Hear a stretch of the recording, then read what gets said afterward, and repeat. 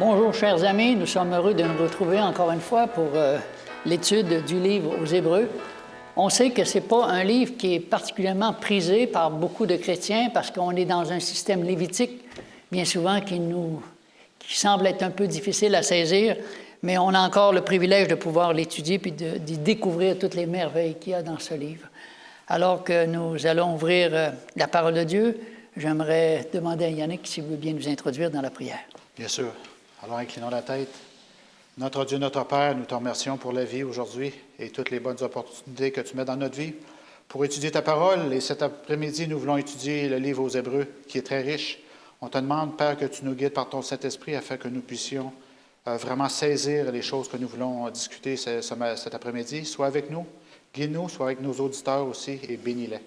Et c'est au nom de Jésus que nous prions. Amen. Amen. Le livre aux Hébreux est un peu comme une symphonie de Beethoven, mais encore beaucoup plus puissant.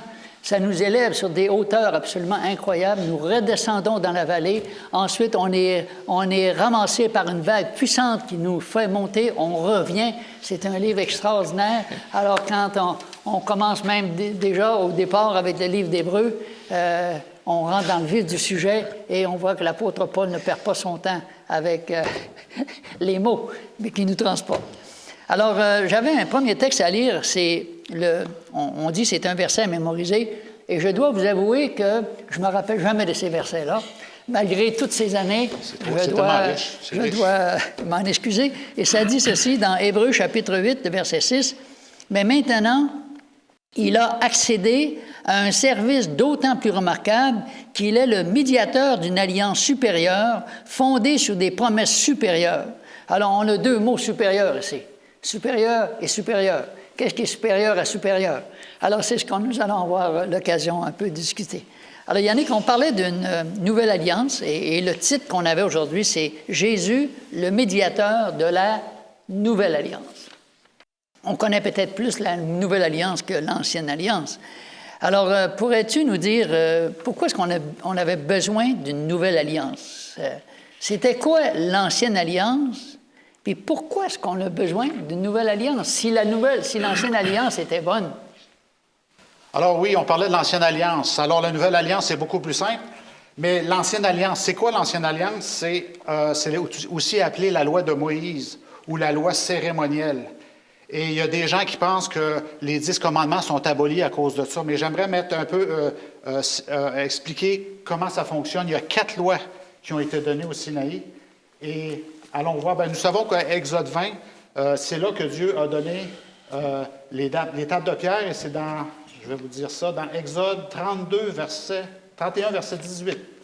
Ça dit, « Lorsque l'Éternel eut achevé de parler à Moïse sur le mont Sinaï, il lui donna les 2 tables du témoignage, tables de pierre, écrites du doigt de Dieu. » Alors, c'est clair ici que les 10 commandements, c'est l'ouvrage de Dieu lui-même qui l'a écrit.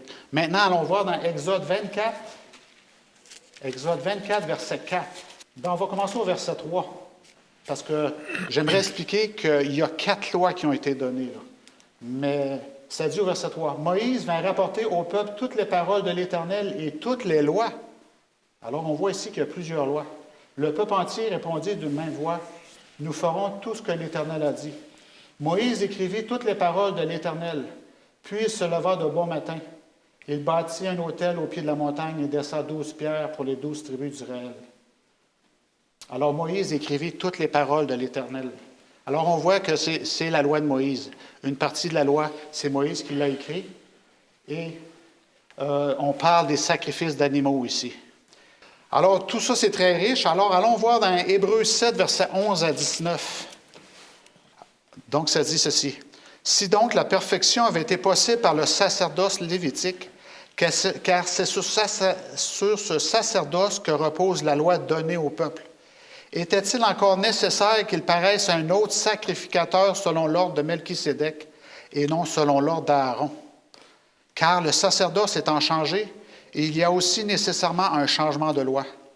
En effet, celui de qui ces choses sont dites appartient à une autre tribu, dont aucun membre n'a fait le service de l'autel. Car il est notoire que notre Seigneur est sorti de Juda, tribu dont Moïse n'a rien dit pour ce qui concerne le sacerdoce. Cela devient plus évident encore quand il parlait d'un autre sacrificateur à la ressemblance de Melchisédek, institué non d'après la loi d'une ordonnance charnelle, mais selon la puissance d'une vie impérissable, car ce témoignage lui est rendu. Tu es sacrificateur pour toujours selon l'ordre de Melchisédek.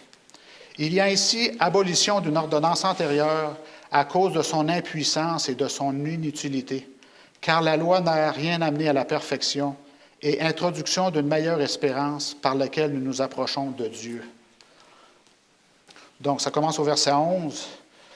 Alors, ça nous montre ici que Jésus, en étant juste, en étant l'agneau pascal qui était sans tache, il a dépassé ce sacerdoce d'Aaron et elle est devenue inutile. Et alors, quand on regarde ces ordres-là, on s'aperçoit que Jésus, en passant l'autre niveau, qu'est-ce qui tombait? C'était l'ordre de Melchisédek qui restait. Et celui-là est beaucoup plus parfait quand tu parlais de plus de supérieur. Alors, celui de Melchisédek, quand on étudie la parole de Dieu, et c'était avec justement une relation avec Abraham qui s'est passée. Alors, la relation qu'il a eue avec lui, on s'aperçoit que c'était parfait, tout était bien là-dedans. Alors, en ayant la victoire sur ce système-là, la loi du Lévitique devenait inutile, comme ça dit ici au verset 16, que ça dit, la loi d'une ordonnance charnelle, 19, mais selon... Ouais, 19, car la loi n'a rien amené à la perfection. Oui, alors c'est ça. Alors c'est Jésus qui a tout pris sur lui, et la croix, et ce que Jésus a fait devient une alliance supérieure, si on pourrait dire. On parle ici de la loi lévitique, bien sûr. Oui, la loi lévitique qui a été abolie pour la prêtrise, pour l'excellence de ce que Jésus a fait pour nous. Alors, qu'est-ce qu'on peut dire aussi? Jésus devient l'agneau pascal aussi. Et Jésus devient la réalité de la chose. Il devient le vrai agneau, c'est son sang lui-même qui a été versé. Alors, le sang des agneaux qui a été versé devient juste une image de ce que Jésus a pu faire pour nous. Pourquoi avons-nous besoin d'une nouvelle alliance, peut-être? Oui. C'est ça, en disant que cette loi-là devenait inutile. Jésus venait de la tribu de Juda aussi. Alors, ça rendait... vous savez que les prêtres devaient venir de la tribu de Lévi, et Jésus venait de la tribu de Juda. Alors là, ça cause un problème. Hein? Il y a une... Comment on dirait ça? Une loi qui est transgressée, et alors on doit amender la loi. Alors, il y a quelque chose qui devait se passer. Là, on va avoir l'occasion d'ailleurs d'en parler un peu plus de cet aspect-là, bien sûr. Oui. Et... quand on parle, par exemple, des normes parfaites de justice, je me rappelle, un jour, au programme Il est écrit, on parlait de la loi de Dieu, et la majorité des gens disaient, la loi, ça sert à quoi, dans le fond? Ça sert juste à nous rendre la vie difficile. Il faut que tu payes une amende. Mais la loi, elle est vraiment extrêmement importante. Moi, si je me regarde dans le miroir, c'est sûr que je vais voir mes rides. Mais je ne pense pas que le miroir peut faire grand-chose pour mes rides. Ça va prendre une chirurgie beaucoup plus profonde que la loi. Il y a des choses que la loi peut faire, il y a des choses que la loi ne peut pas faire non plus. Et souvent, dans le livre d'Hébreux, il semble y avoir une espèce de juxtaposition. On a de la misère à saisir ces différents aspects-là. Alors, est-ce que tu avais pas mal terminé pour ton... Non, j'aimerais parler aussi de l'ordre de Melchisédek aussi. C'est qu'Abraham a montré du respect envers Melchisédek. Il a payé sa dîme, il a montré l'autorité envers lui. Et Melchisédek, en retour, l'a béni. Et tout le symbolisme est parfait aussi dans le nom. Melchisédek, ça veut dire roi de justice. Roi de Salem, c'est roi de paix. Alors, tout cet exemple-là montre la perfection de cet ordre-là que Jésus est venu accomplir. C'est pas accomplir, qu'il représente finalement. Vois-tu, pendant que tu me disais ça, je pensais à Ésaïe chapitre 9, le nom qu'on a donné à Jésus. Quand tu parlais du roi de paix, dans verset 9, c'est chapitre 9, verset 5. Un enfant nous est né, un fils nous est donné, la domination reposera sur son épaule, on l'appellera admirable, conseiller, Dieu puissant, Père éternel, prince de la paix. Oui. Il alors, la paix le fait, aussi. on l'appelle Melchisédek, le roi de justice, le roi de la paix. Évidemment, quand on veut aller sur un degré supérieur, on n'a pas mieux que Jésus. Parce que ces termes-là, et dans le livre d'Hébreux, en le lisant, je me rappelle qu'on avait aussi cette cet aspect de la paix, c'est le Hébreux chapitre 13, le verset 20. Alors que Paul va citer une prière, bien souvent, qu'on récite à la fin d'une prédication, ça dit « Que le Dieu de paix, qui a ramené d'entre les morts le grand pasteur des brebis par le sang d'une alliance éternelle, etc. » Alors, on retrouve toujours ces mêmes termes. Hein? Oui, ça revient. On prend l'ancien, on prend le nouveau, on voit qu'il n'y a pas d'antagonisme, mais ça se complète l'un avec l'autre et on comprend peut-être mieux les significations. Oui.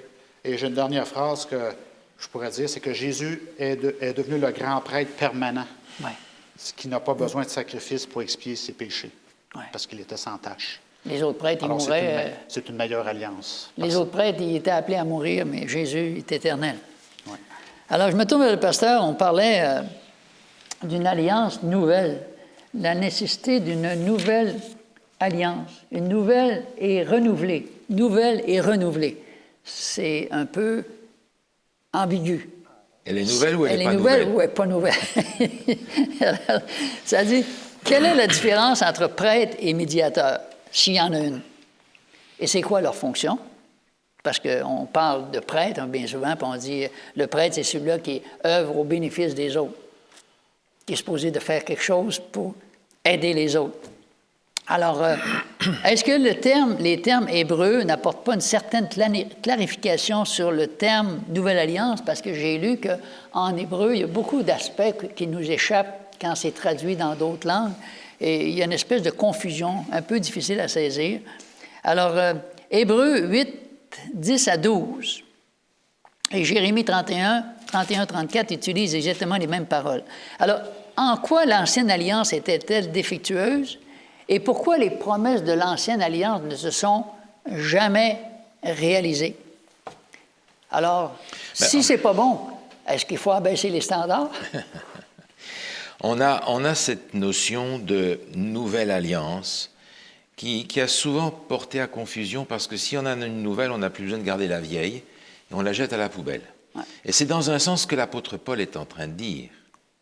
Mais pour ne pas que ça soit une notion si tranchée, on a une nouvelle, on prend la nouvelle, on laisse tomber l'ancienne, il y a cette idée de renouvellement parce qu'en fait, il n'y a pas 36 alliances. Qu'on soit avant Jésus ou après Jésus, on est sauvé par le même plan du salut. La méthode pédagogique pour l'enseigner va être différente. Mais le plan du salut est le même. Et c'est évident qu'il va falloir utiliser des outils différents pour l'expliquer avant Jésus et pour l'expliquer après Jésus. Le problème, c'est que ceux qui sont avant Jésus ont pris l'image pour la réalité. Les images qui leur ont été données, ils les ont considérées comme étant la réalité. Le sacrifice que je fais va pardonner mes péchés. En fait, c'est la foi qu'il va mettre dans celui qui est représenté par le sacrifice qui va pardonner ses péchés. Et lorsque l'apôtre Paul écrit aux Hébreux, il a un thème, c'est « Jésus est meilleur que tout ce que vous connaissez, qui n'est que l'image de ce qui doit venir. » Donc vous ne cramponnez pas à l'image désespérément parce que la réalité est meilleure que ça. Alors on a une alliance qui a été bonne pour les Juifs parce qu'elle était pédagogique pour les amener à comprendre qu'en Jésus, il y a un substitut et que Jésus meurt à notre place. Et que cet agneau qui est sans tache est aussi un exemple de ce qu'on doit être. Sans tache.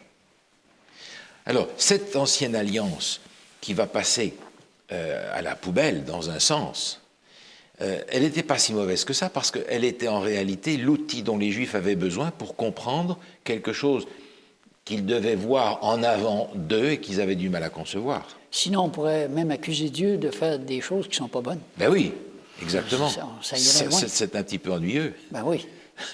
Le problème, c'est que notre texte ici, dans Hébreux chapitre 8, fait référence à ce que l'on a dans Jérémie au chapitre 31. Alors, on va regarder Jérémie 31, puisque c'est le texte original, et qui va nous apporter ce dont on a besoin. Jérémie chapitre 31. Vous connaissez ce texte, il est en rapport avec le retour du peuple hébreu, et il est dit au verset 31. Oui. Il commence en disant « Voici les jours viennent, dit l'Éternel, où je ferai avec la maison d'Israël, la maison de Juda, une alliance nouvelle. Non comme l'alliance que je traitais avec leur père, le jour où je les saisis par la main pour les faire sortir du pays d'Égypte. Alliance qu'ils ont Transgression. violée, quoique je sois leur maître, dit l'Éternel. Mais voici l'alliance que je ferai avec la maison d'Israël après ces jours-là, dit l'Éternel. Je mettrai ma loi au-dedans d'eux. Je l'écrirai dans leur cœur. Je serai leur Dieu, ils seront mon peuple. Et à la fin du verset 34, « Car je pardonnerai leur iniquité et je ne me souviendrai plus de leurs péchés. » Je vais donc faire une alliance nouvelle, mais une alliance qui est renouvelée parce qu'elle va atteindre le même objectif, c'est-à-dire le salut de ceux qui acceptent l'alliance que Dieu leur propose. Alors elle est nouvelle dans le sens où elle prend une dimension nouvelle, parce qu'elle ne s'appuie plus sur des images auxquelles il faut obéir, elle s'appuie sur la personne de Dieu lui-même qui vient obéir, parce que vous n'êtes pas capable, vous autres, de le faire. Alors c'est une alliance nouvelle dans le sens où elle a une nouvelle dimension, mais elle n'est pas nouvelle dans le sens où elle conduit au même objectif. Mettre la loi dans notre cœur. Alliance qu'ils ont violée. Alors, en lisant ça tantôt, je me dis, le problème n'était pas avec l'alliance. Mais non. Quand les êtres humains ne sont pas capables de respecter les normes de Dieu, Dieu, il n'a pas juste un plan A, il y a un plan B. Et un plan C. Il savait, exactement. Fait que c'est Dieu constamment qui doit venir à la rescousse de la faiblesse humaine pour nous emmener à un degré supérieur aussi. C'est parce qu'ils n'ont pas tenu compte de cette alliance que Dieu a dû prendre un autre stratagème. Et on lit aussi que ce n'est pas une loi qui est au-dessus de tes moyens, ce n'est pas au-delà de la terre, ce n'est pas au fond de la mer pour que tu ne puisses pas aller la chercher. Elle est à ta disposition. Mais ils n'ont pas voulu que ça en soit ainsi. Donc Dieu a dit, il va falloir faire autrement pour arriver à l'objectif. Et le problème toujours avec les humains. Le problème est toujours avec les mêmes. Et nous avons aujourd'hui le même problème, c'est que nous ne sommes pas beaucoup plus capables d'obéir à cette alliance que les Juifs l'étaient. Et je découvre cette chose extraordinaire en lisant l'Épître aux Hébreux, c'est que nous avons un souverain sacrificateur qui est d'une catégorie hors norme et qui va accomplir, lui, ce que nous ne sommes pas capables de faire, de sorte que nous puissions, par intermédiaire, être quand même dans l'alliance et quand même bénéficier de l'alliance.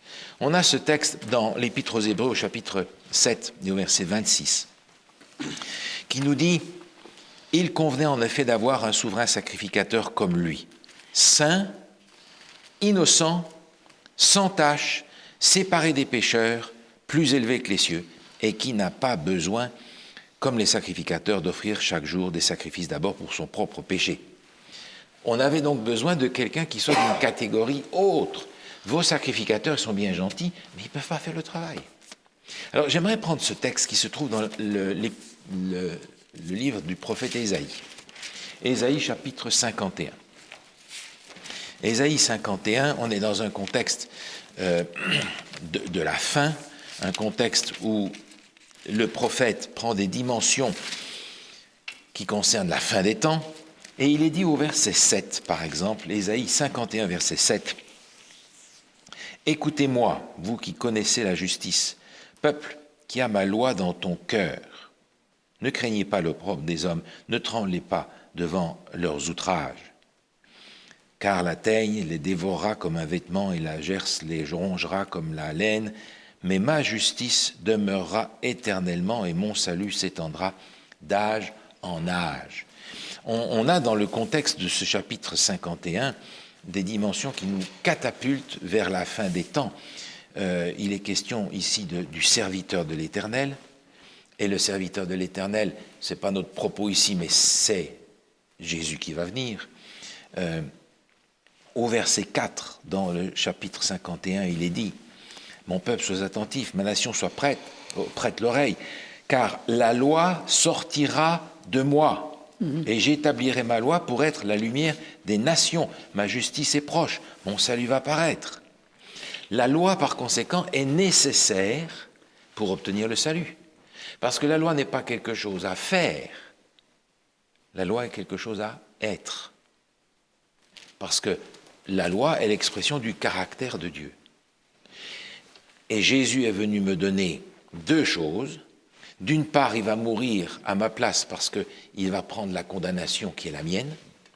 Et d'autre part, il va me donner l'exemple que je peux suivre en développant avec Dieu une communion aussi étroite que lui pour être le reflet de son caractère. Donc cette alliance avait besoin d'être renouvelée avec un standard qui ne soit plus une image, mais qui soit la réalité. Elle a besoin d'être renouvelée avec Jésus comme l'image à suivre.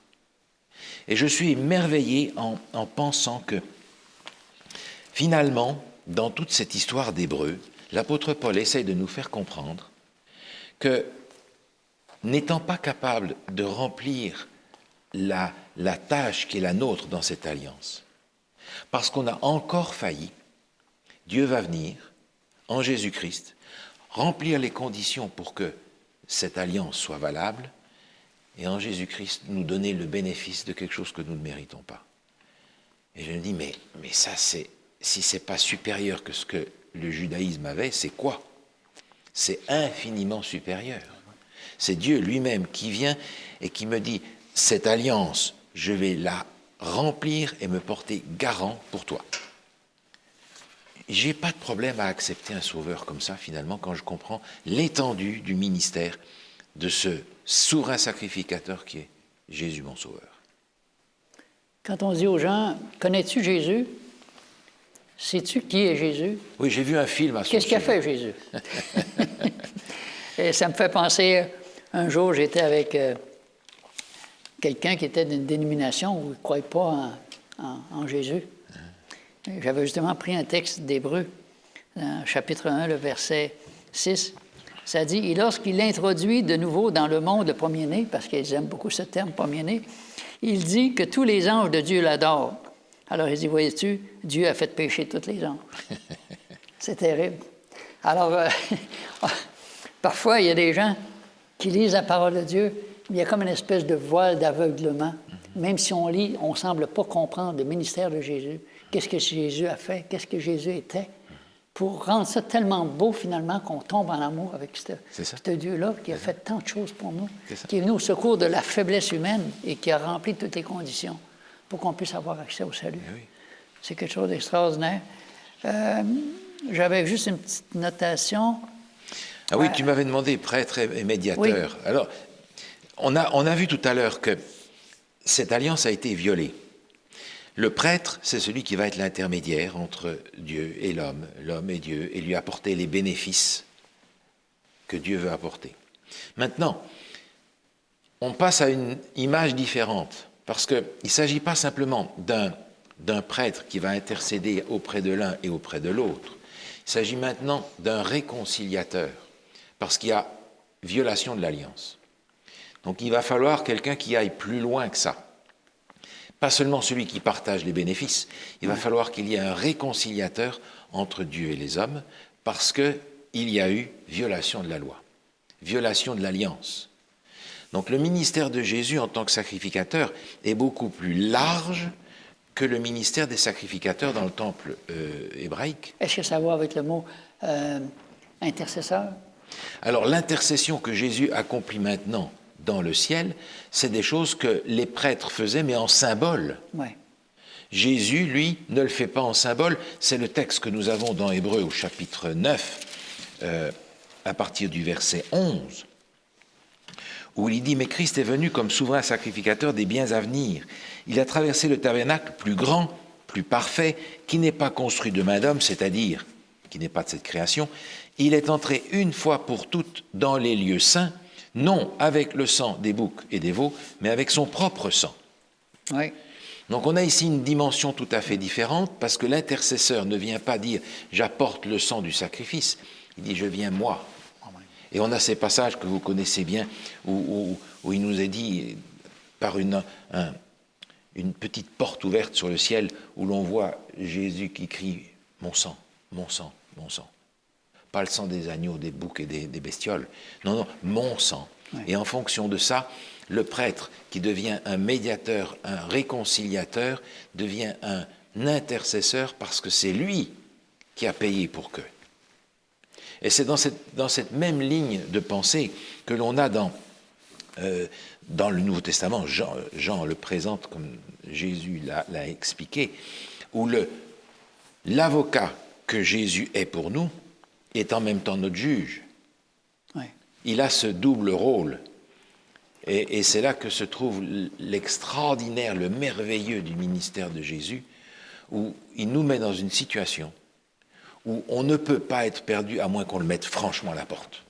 Parce qu'il a fait tellement pour qu'on puisse être sauvé, c'est finalement difficile d'être perdu. Ouais. C'est ce que la parole de Dieu nous dit. Dieu veut que tous soient sauvés. Tous. Sans exception. Merci beaucoup. Alors, Yannick, on va parler un peu plus de cette alliance, un médiateur qui est supérieur. Pasteur Paul a fait une bonne introduction par rapport à ça. Alors, est-ce que tu voudrais nous lire dans Hébreux 8, 1 à 6, et puis nous aider peut-être aussi à comprendre, parce que dans le langage hébraïque, souvent, on a de la misère à saisir les termes qui sont traduits, parce qu'on dirait que ça limite un peu notre compréhension de ces termes-là. Là, tu sais. Alors, il y a des nuances là-dedans, parce que le mot médiateur semble avoir plusieurs significations. Alors, comme le pasteur vient de dire tantôt, l'Ancienne Alliance était établie sous la prêtrise lévitique, mais Jésus ne fait pas partie de cette alliance-là. Alors, il a fallu qu'il y ait quelque chose qui se passe, un chambardement dans la prêtrise, un changement de loi au niveau de la prêtrise, pour qu'on puisse comprendre pourquoi est-ce qu'on est passé de l'Ancienne Alliance à la Nouvelle Alliance, mais quelque chose de tellement supérieur. Oui, alors là, il y a un problème de langue là-dedans qui se passe, parce qu'en français, c'est pas bien décrit. Allons voir Hébreux 8, versets 1 à 6. Le point capital de ce qui vient d'être dit, c'est que nous avons un tel souverain sacrificateur qui s'est assis à la droite du trône de la majesté divine dans les cieux, comme ministre du sanctuaire et du véritable tabernacle, qui a été dressé par le Seigneur et non par un homme. Tout souverain sacrificateur est établi pour présenter des offrandes et des sacrifices.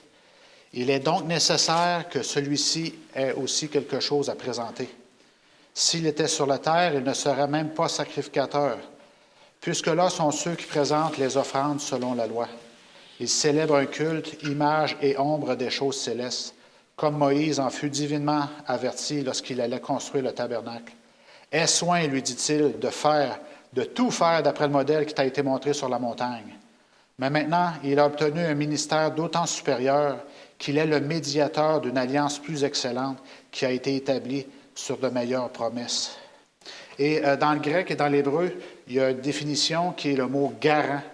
Non seulement il est un médiateur, mais il garantit le processus juridique aussi. Alors, on peut lui faire confiance entièrement.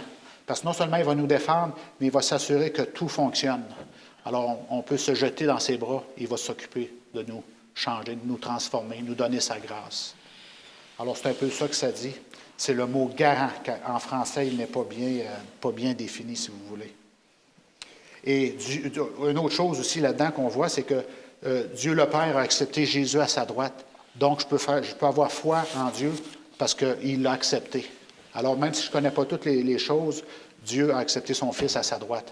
Donc, nous pouvons lui faire confiance. Amen. Il est solide, il est le Tout-Puissant. Merci. Je crois aussi que le problème du péché dans l'Ancien Testament se réglait dans le sanctuaire terrestre. Et le problème du péché se règle aussi, présentement, mais dans le sanctuaire céleste. Alors, on est passé de quelque chose qui était bon à quelque chose de supérieur. Parce que c'est plus le sanctuaire terrestre, mais il faut comprendre à quoi servait ce sanctuaire terrestre-là pour comprendre que c'était juste une image des choses à venir. Dieu utilise toutes sortes d'illustrations pour nous aider à comprendre, sachant qu'on a du verre de gris bien souvent sur nos neurones. Dieu est obligé de faire beaucoup d'illustrations, beaucoup de mots qu'on arrive à percevoir bien souvent tellement d'une façon imparfaite toutes les choses extraordinaires aussi que Dieu a fait. Mais je pourrais ajouter aussi qu'en grec et en hébreu, le mot, c'est médiateur, arbitre, entre deux parties, négociateur, agent d'affaires, témoin au sens juridique, arbitre, garant, garantissant l'exécution du contrat. Alors, on a toutes ces définitions-là qui représentent ce que Jésus a fait pour nous. Alors, c'est très, très... je ne suis pas un avocat, moi-même, les termes juridiques, je ne les connais pas tous, mais quand même, on s'aperçoit que c'est très riche de sens, n'est-ce pas? Oui. Tu as bien exprimé ta pensée. Oui, pour conclure, on peut aller dans Apocalypse 5, verset 9. C'est un verset que j'ai noté. Et qui fait le lien entre ce que Jésus a fait et ce qu'il fait dans le sanctuaire présentement, parce que ce n'est pas fini encore non plus, cette chose-là. Apocalypse 5, verset 9. Il chantait un cantique nouveau, il adorait Dieu. Il adorait Dieu en disant, « Tu es digne de prendre le livre et d'en ouvrir les sceaux, car tu as été immolé et tu as racheté pour Dieu par ton sang des hommes de toute tribu, toute langue et de tout peuple et de toute nation. Tu as fait d'eux un royaume et des sacrificateurs pour notre Dieu, et ils régneront sur la terre. » Alors, je trouve ça tellement beau de voir ça, là. Ouais. C'est là que peut-être le mot sacrificateur prend tout son sens aussi. Dieu veut nous faire participer à cette situation qui n'est pas la nôtre, mais où Dieu nous élève à un rôle de sacrificateur.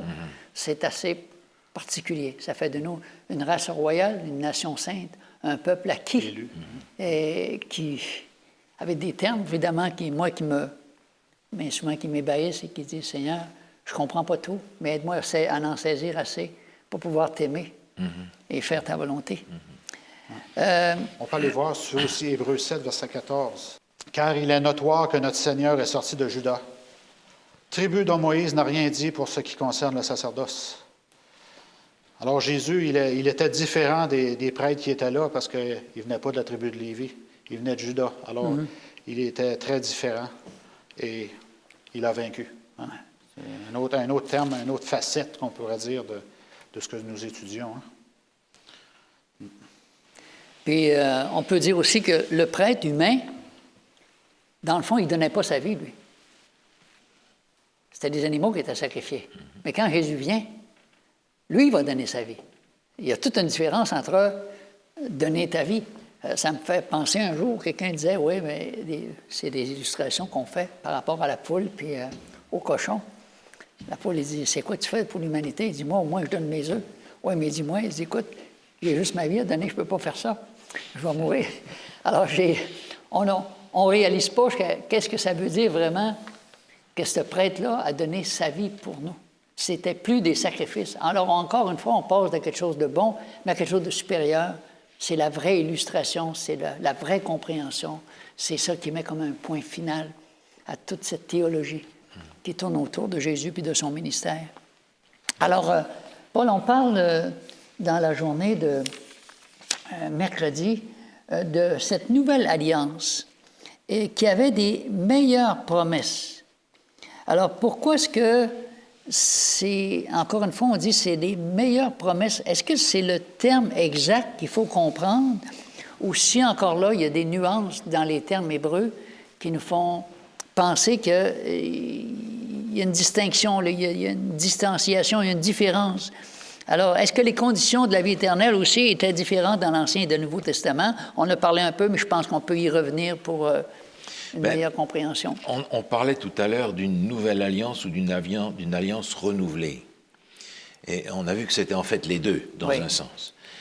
On parle ici de meilleures promesses, c'est le texte qu'on a lu tout à l'heure, mais il a obtenu un ministère, c'est Hébreux 8, verset 6. Oui. Un ministère d'autant supérieur qu'il est le médiateur d'une alliance plus excellente qui a été établie sur de meilleures promesses. Donc on a le ministère qui est différent, on a une alliance qui est différente, on a le résultat, les promesses qui sont différentes. On se souvient que dans les alliances de l'Ancien Testament, en particulier faites avec Abraham, il y avait la promesse d'une terre et la promesse d'un peuple. Et Dieu a accordé cette grâce à la postérité d'Abraham. Maintenant, les promesses qui sont ici présentées sont à un niveau tout à fait différent. Elles sont d'une même parenté, parce que Dieu nous propose aussi d'appartenir à une terre, mais la nouvelle terre. Il nous propose d'appartenir aussi à un peuple, mais à son peuple. Donc encore une fois, ce sont des promesses qui vont dans le même sens, mais qui sont d'un registre différent. On a ça par exemple dans Ésaïe 56. Regardez Ésaïe chapitre 56, un texte qui est parallèle en fait à ce que l'on a dans Apocalypse 14. Il parle ici des étrangers et des eunuques. Et il est dit au verset 5, « Je donnerai dans ma maison et dans mes murs une place et un nom préférable à des fils et à des filles. Je leur donnerai un nom éternel qui ne périra point. » On pourrait lire la suite, mais on a déjà ici suffisamment. « Je donnerai dans ma maison et dans mes murs une place et un nom. » Référence à ce que Dieu avait promis à Abraham. « Ton nom sera grand à cause du peuple. Ouais. Et la place que tu auras, c'est Canaan. » Mais maintenant, il dit, je vais donner ces choses-là dans une mesure différente, préférable à des fils et à des filles. Les filles en question, et les fils et les filles, ce sont les Hébreux. Et Dieu, dans Ésaïe, dit, cette promesse-là, moi, je vais la réaliser super qualité. À ceux qui sont méprisés, les étrangers, les eunuques, à tous ceux qui observent ma loi, qui persévéreront dans mon alliance, dit le texte un petit peu plus loin, verset 6. Yes, oui. Je les amènerai sur ma montagne sainte. Donc déjà dans l'Ancien Testament, il y avait la perspective de ces promesses qui sont à un niveau supérieur. Non pas une nouvelle terre intéressante sur la terre, non pas une belle famille, mais la vie éternelle avec le peuple de Dieu. Les promesses qui sont faites dans Hébreu sont la réalisation. Nous est présenté la réalisation de ces promesses-là. J'aimerais en regarder quelques-unes. Hébreux chapitre 8, verset 10, on l'a vu. « Mais voici l'alliance que je ferai avec les maisons d'Israël en ces jours-là, dit le Seigneur. Je mettrai mes lois dans leur esprit, je les écrirai dans leur cœur. » Alors, pas dans le cœur physique, encore une fois, il le dit dans leur esprit. Autrement dit, la loi n'est plus quelque chose que je dois faire, une prescription à laquelle je dois obéir tout simplement, et j'ai rempli ma responsabilité, style pharisien, c'est quelque chose qui va être intégré. Autrement dit, l'objectif que Dieu a ici est à un niveau supérieur, dans le sens où je vais observer la loi de Dieu sans m'en rendre compte, c'est-à-dire que ce que je vais faire, ce que je veux, moi-même, c'est en fait ce que Dieu veut. Mais ça demande un changement radical.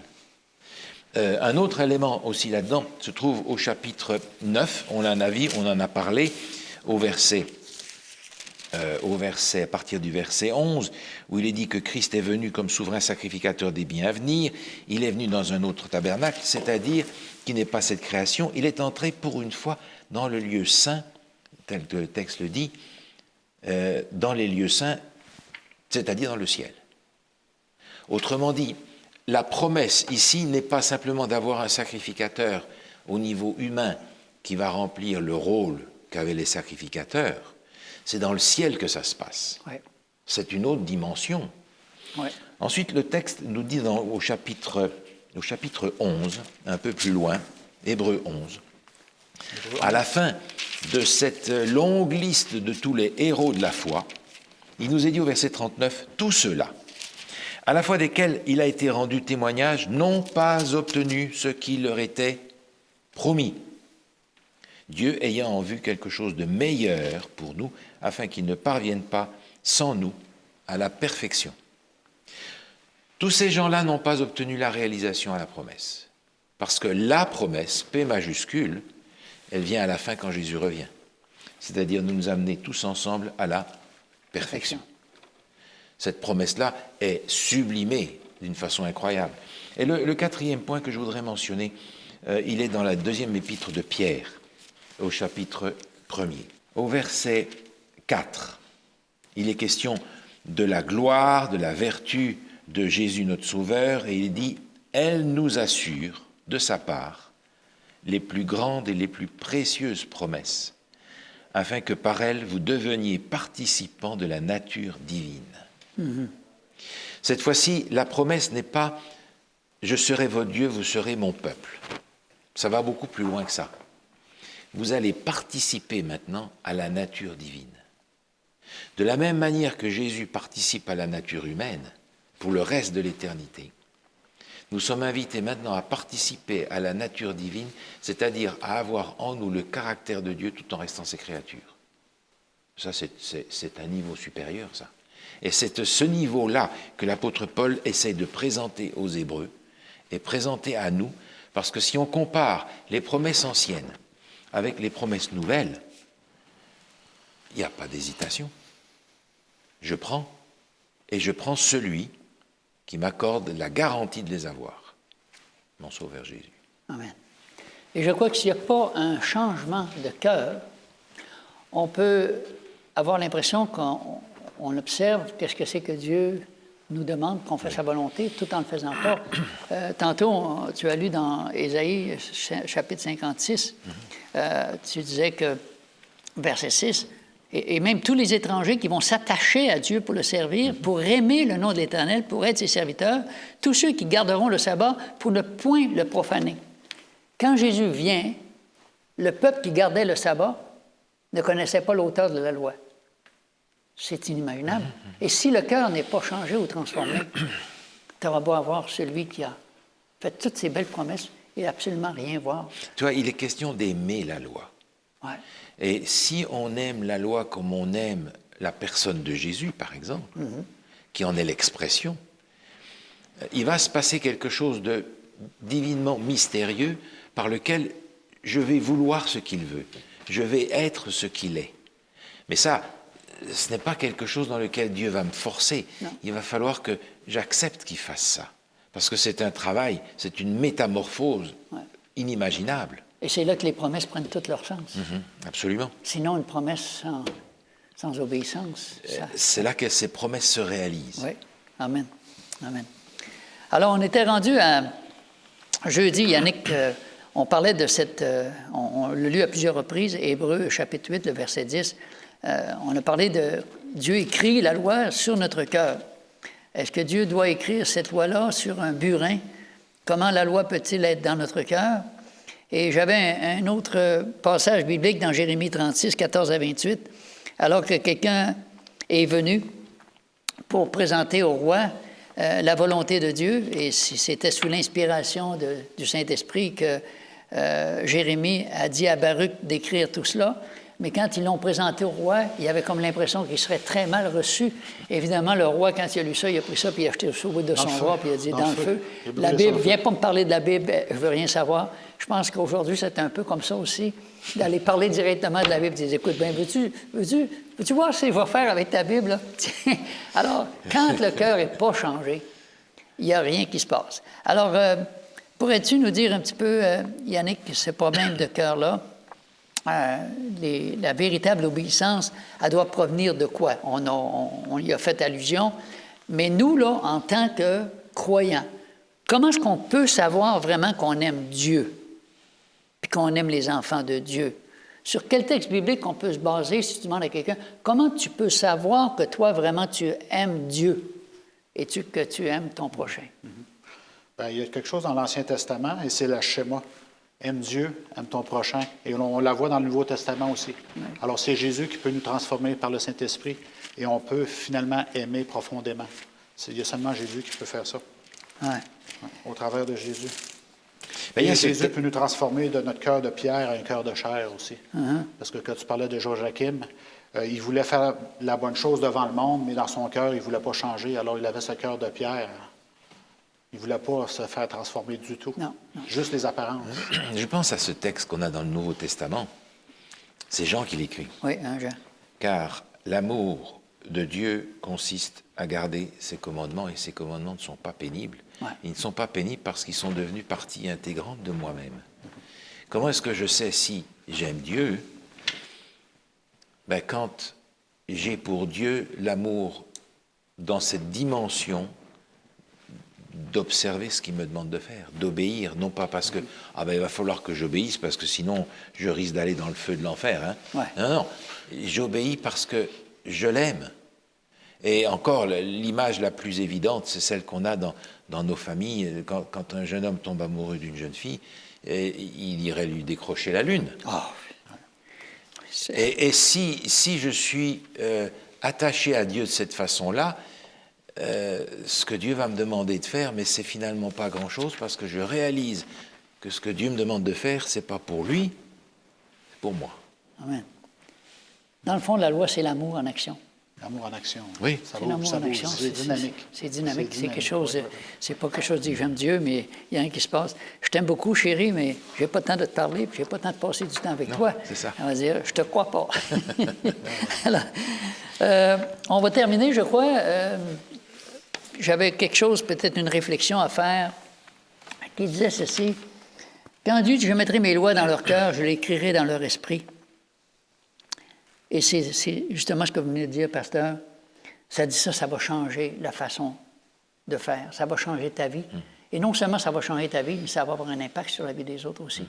Parce que ça sera devenu vraiment une réalité. Ce ne sera pas juste des belles paroles qu'on prononce. Une obéissance, une soumission qui a l'amour pour mobile, voilà la véritable preuve de conversion. Parce que l'amour de Dieu consiste en quoi? On l'a répété tantôt, à garder ses commandements.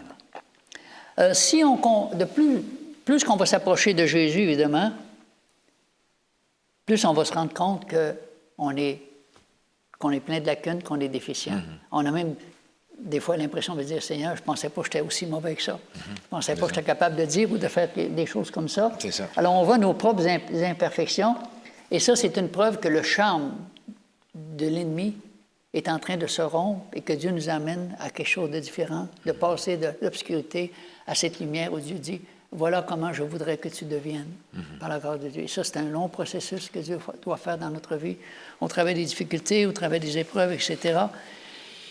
Mais c'est une prêtrise. La prêtrise de Jésus, elle est supérieure parce qu'elle est parfaite et parce que le système lévitique était imparfait. Ça prenait juste quelqu'un de parfait pour pouvoir remplir ces conditions-là. Et Jésus a versé son sang pour ça. Oui. Et si on regarde à qu'est-ce que Jésus a fait en allant sur la croix, la souffrance qu'il a eue, et les trois journées avant qu'il aille sur la croix, là, on peut voir l'ampleur de qu'est-ce que Jésus a fait pour nous. Amen. Et c'est important de méditer là-dessus pour comprendre à quel ouais. point il nous aime, que cet amour-là est profond. C'est-à-dire, la servante du Seigneur, elle disait que chaque jour, on devrait méditer au moins 1 heure sur les derniers événements que Jésus a passés dans cette agonie, pour que nos cœurs de pierre, finalement, se brisent sous ce que Jésus a pu faire pour nous, pour avoir une meilleure compréhension, parce qu'on oublie tellement rapidement. Alors, en terminant, pasteur, est-ce que vous voudriez terminer, s'il vous plaît, par la prière? Oui. Notre Dieu, notre Père, nous te remercions pour ta parole, son immense richesse qui est destinée à nous faire comprendre ton immense amour. Et Seigneur, nous reconnaissons notre limite pour comprendre cet amour illimité. Et cependant, nous nous y accrochons par la foi, sachant qu'en Jésus, nous avons un Sauveur qui peut sauver parfaitement. Amen. Nous te remercions, Seigneur, pour cette grâce, te remercions pour cette révélation, et nous te prions de nous accorder de voir l'immensité de notre péché pour voir l'immensité du Sauveur dont nous avons besoin. Amen. Seigneur, c'est une grâce que tu nous as fait de voir devant nos yeux le mystère de Jésus et sur la terre et dans le ciel, parce que en le contemplant, nous ne pouvons que l'admirer et le recevoir. Amen. Accorde-nous cette grâce au nom de Jésus. Amen. Amen. Amen. Alors, on vous remercie d'avoir passé ces moments avec nous en étudiant sa parole. Puis, pour moi, ça me réchauffe toujours le cœur quand on touche à ces thèmes-là, de fixer nos regards sur le chef et le consommateur de notre foi, qui est Jésus. Et que la bénédiction de Dieu soit avec chacun d'entre vous, dans vos familles, et que ces lois que Dieu a mises dans notre cœur deviennent une réalité, pas seulement qu'en parole, mais aussi en action, afin que chacun puisse recevoir un cadeau venant du ciel. Que Dieu vous garde.